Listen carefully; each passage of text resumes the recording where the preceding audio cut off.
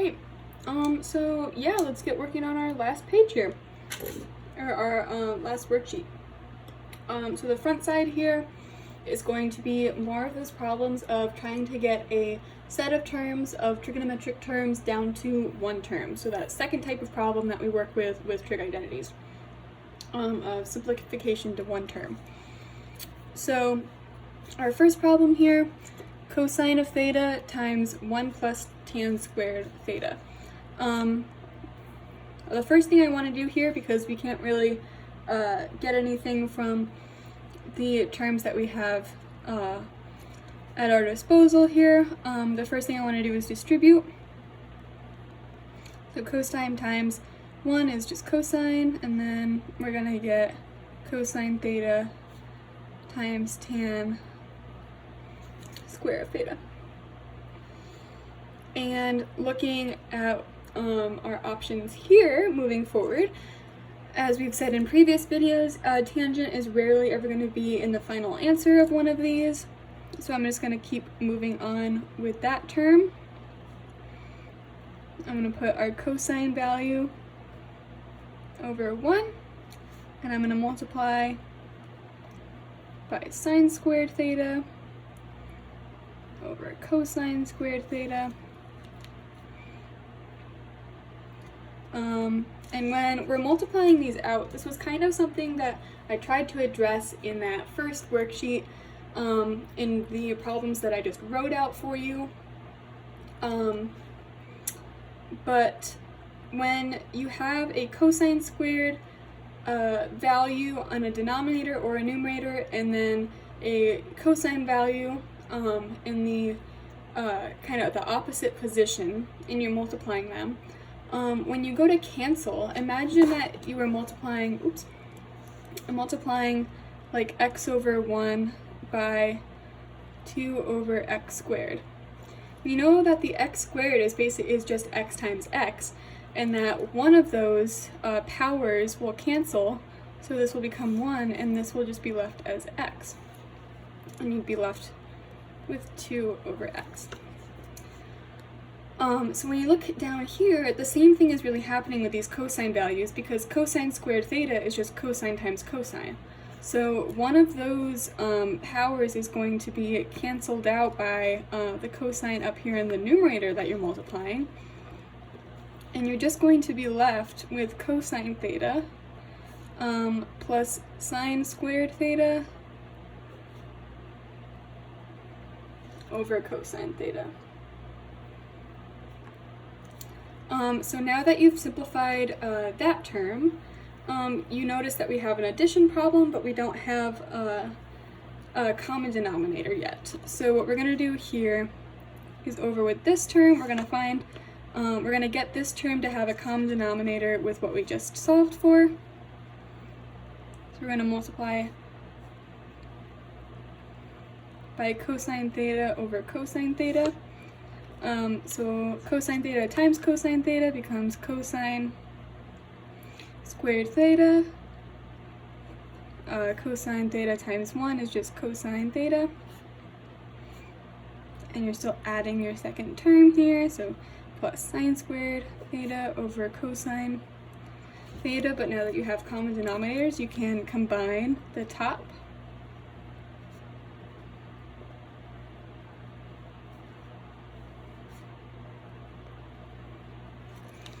And now that we're working with our cosine squared theta plus sine squared theta, that's going to be one of our common identities. Our sine squared theta plus cosine theta equals 1. That's our Pythagorean identity. And that's what we have here, is those two added together on our numerator here.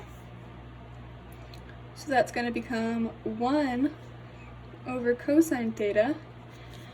And I don't know how much you've done with inverse trig, but if you're expected to go further than 1 over cosine theta, and you've talked about that already, about inverse trig, then you know that 1 over cosine theta is equal to secant of theta. So I'm not sure exactly how far Ms. Tatko will want you to go, but I'll just put it on here in case she has already covered inverse trig with you guys and wants those answers to be included.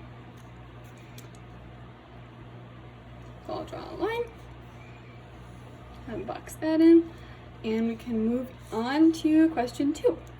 And question 2 is another one that kind of threw me for a loop when I was solving these out to show to you. The problem isn't as clear, or the problem that I ran into isn't as clear from the start, but I'll let you know when we get there as to what was kind of tripping me up, because there is a unique step in this problem that we haven't really faced before. So here we have cosine. Again, we're working with this beta variable, but we have cosine of beta over 1 plus sine beta, and we're adding that to 1 plus sine beta over cosine beta. So the first step that I want to do here, because we are adding but we don't have common denominators, is to multiply so that we can get common denominators.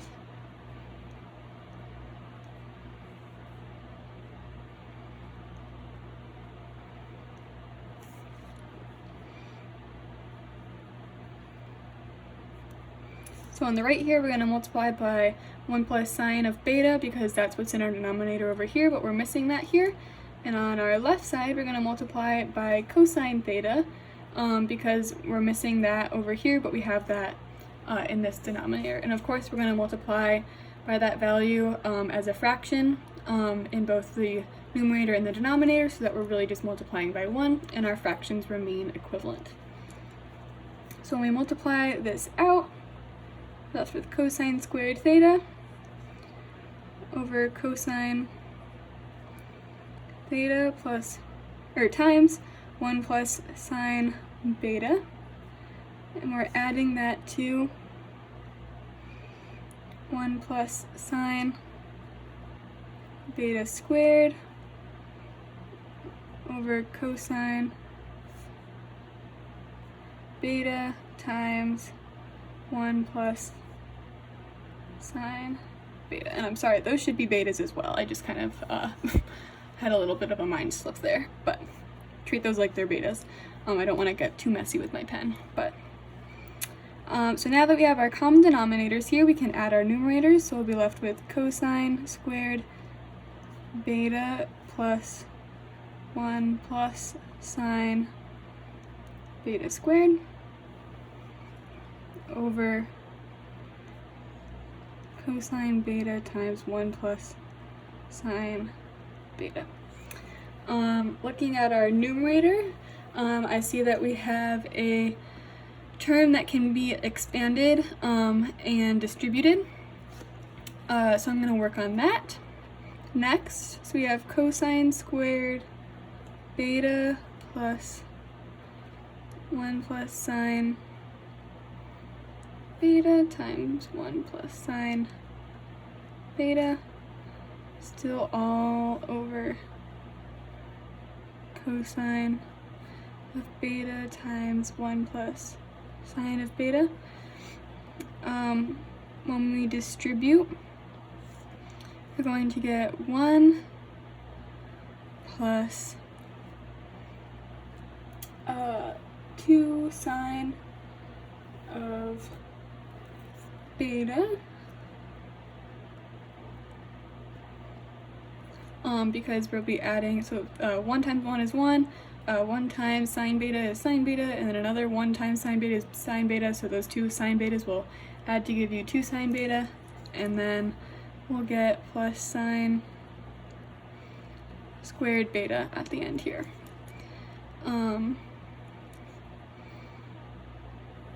Again, this gets kind of tedious, but gotta keep track of all of your moving parts here.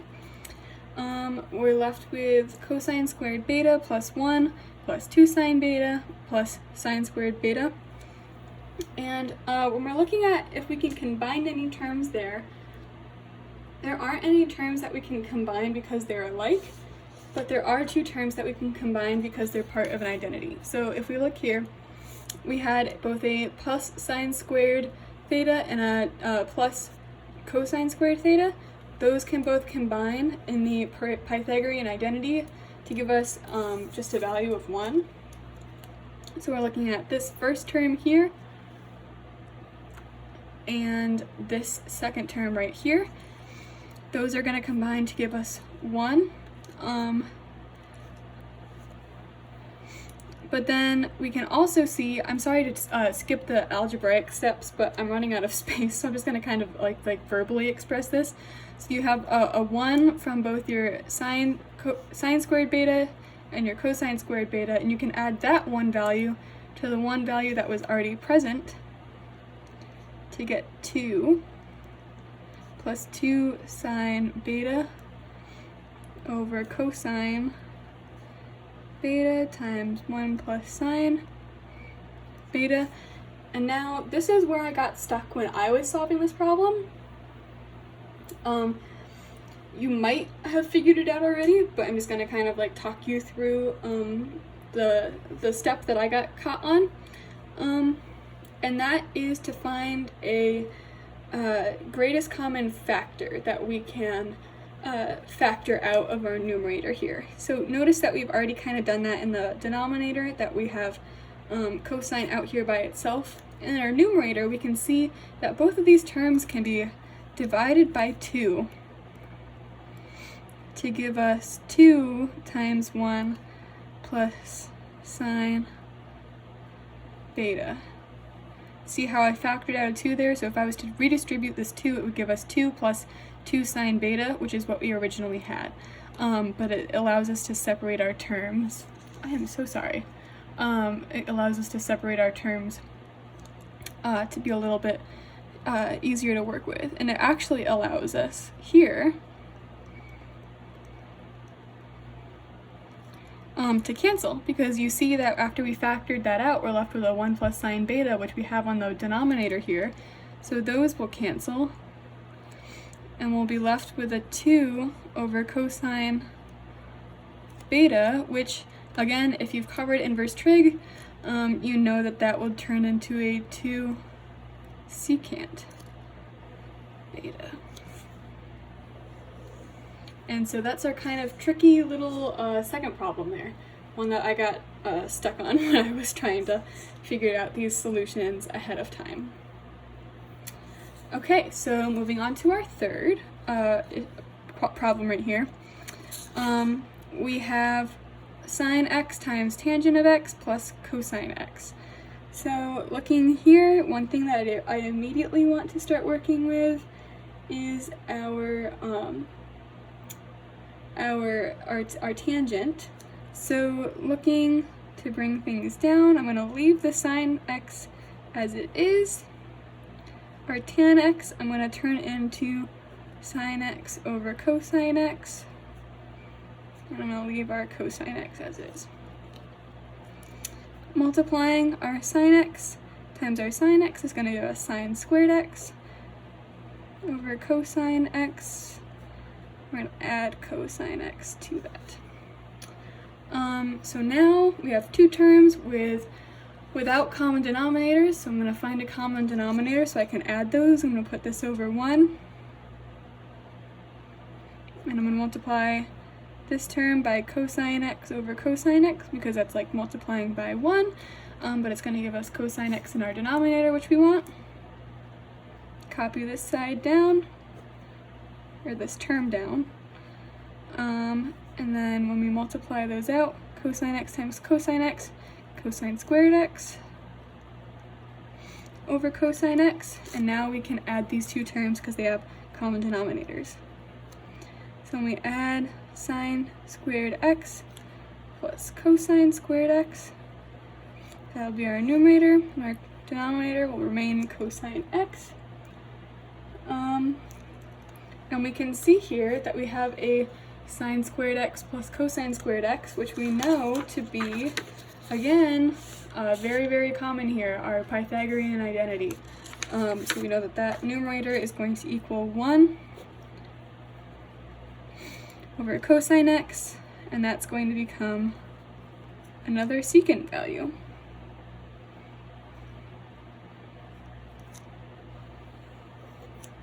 So there you go. That's problem 3. And finally, our last simplifying problem for this sheet, our last sheet, is going to be 1 plus tan squared a again. We're working with our alpha variable, but I'm just going to call it a. And we're multiplying that by 1 minus sine squared a. So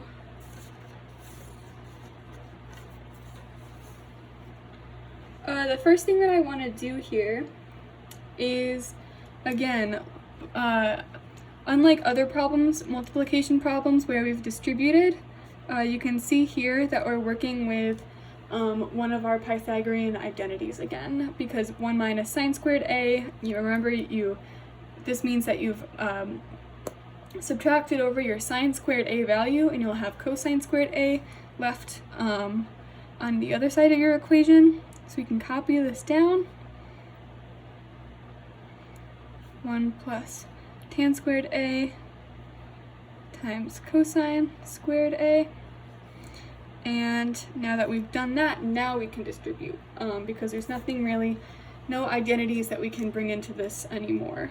You could do tangent, but it would just get messy because you're going to have to distribute anyway to get common terms. So you're going to do 1 times cosine squared a and tangent squared a times cosine squared a. So when you're looking at this, what you want to do here is now you want to get rid of your tangent. So you have your cosine squared a, your tangent squared a is going to become sine squared a over cosine squared a. I'm going to multiply that by cosine squared a over 1. Cosine squareds will cancel. You'll be left with cosine squared a plus sine squared a. And those values, again, back to your Pythagorean identity, are equal to 1. So that does it for this sheet for simplifying. I'll add another video that goes over the proofs, and after that I'll send you again these pictures of these solutions so you can refer back to them too.